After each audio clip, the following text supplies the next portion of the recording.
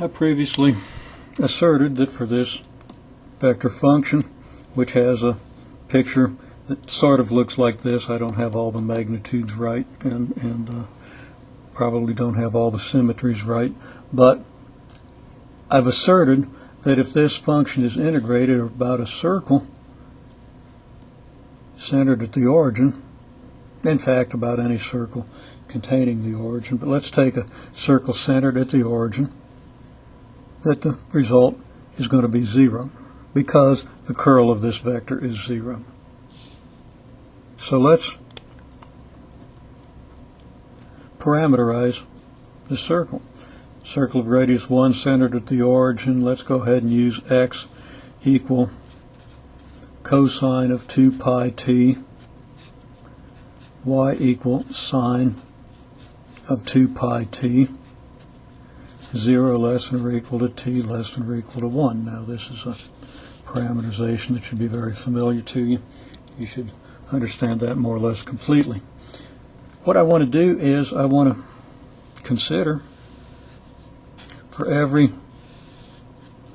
increment of this circle, let's just sketch a little part of the circle and let's sketch a small increment. Okay, small portion of the circle. We have our function, which for this increment would be in maybe this direction with a delta s. So here's our f of x, y, z, and here is our delta s. Now that corresponds to the displacement on this interval. I've indicated this by vector somewhat outside of the interval. I'll draw a slightly bigger picture and put this vector into the interval. But what we want to see is the integral of the component of this function in the direction of our displacement. What we do is we partition 0 less than or equal to t less than or equal to 1, getting a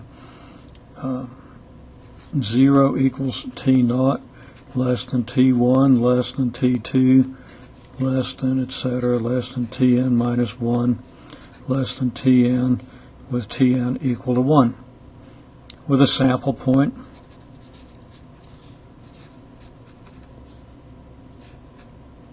ti star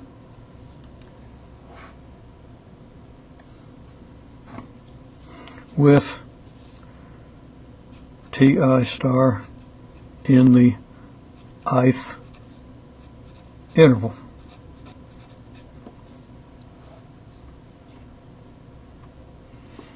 Now if this interval depicted here somehow does represent our ith interval, or actually for any interval around the entire circle, we're going to have some interval delta s and the value of the function at the xyz point, and that's going to give us a vector and a delta s vector.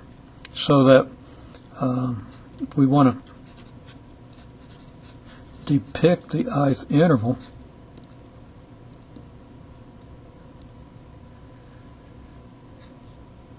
okay, we have a point here which will be x of ti minus 1,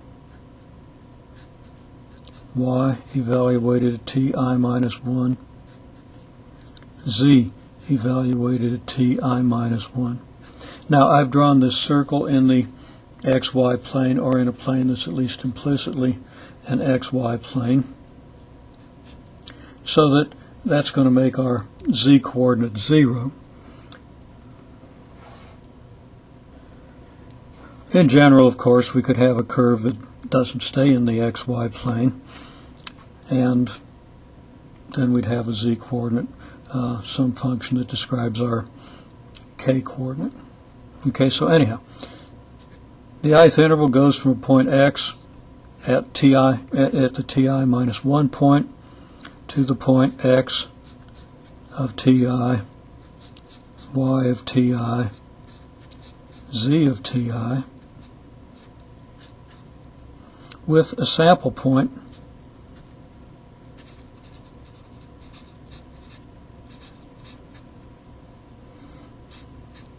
x of ti star, y of ti star,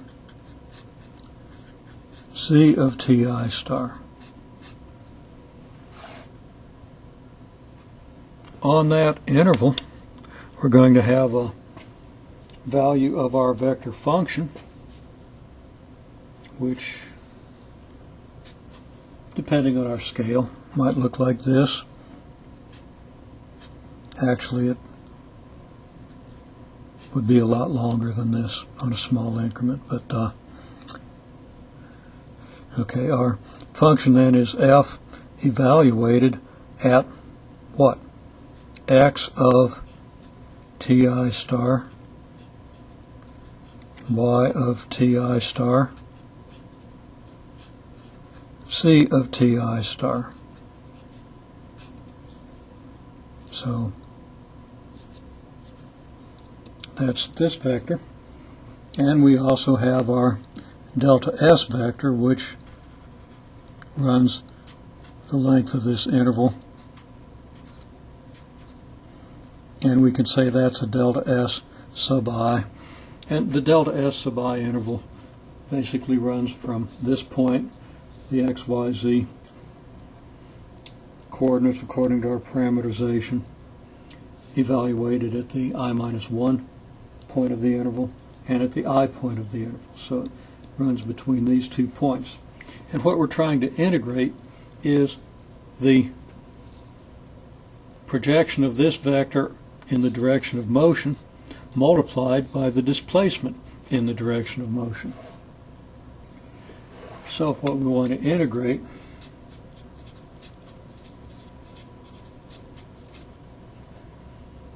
the projection onto delta Si of our F vector, and abbreviating this, I'm not going to write the x of ti, y of ti star, z of ti star. And that's the component of F in the direction of delta Si multiplied by the magnitude of delta Si. We'll flesh out this picture in the next clip.